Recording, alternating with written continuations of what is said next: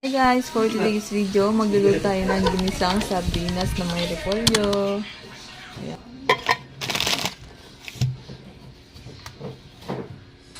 Yan, unang step, kuha tayo ng kutsilyo para hiwain yung repolyo sa maliliit at sa habang size. Yun na yan. May epal oh. May papansin. Yan, so hiwain na natin sa maliliit.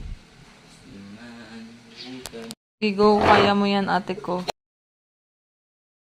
Pag-iwan ito. Pag-iwan. Hindi ako naman.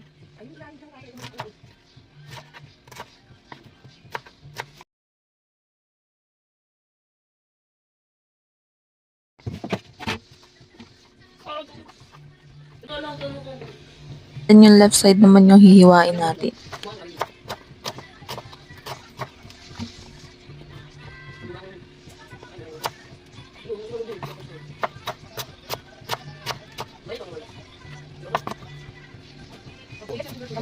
Sama natin hihiwain ay ang sibuyas. Hihiwain natin to ng maliliit.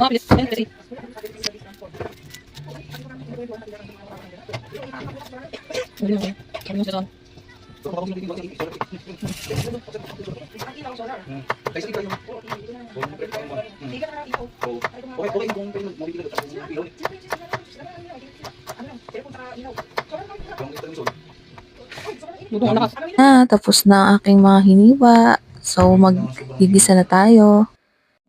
Siyempre, unang step, bubuhayin natin yung kalan at papainitin natin yung kawali. Chef Big Boy. Tapos lalagyan natin ng matika. So, yan yung kapatid ko, siya yung magluluto.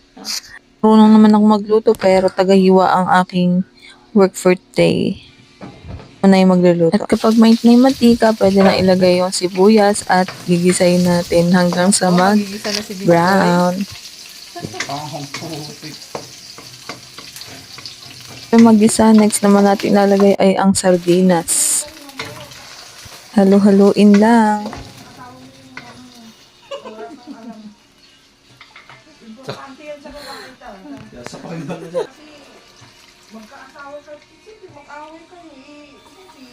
Pag kumulo ng konti, pwede na natin ilagay ang tubig.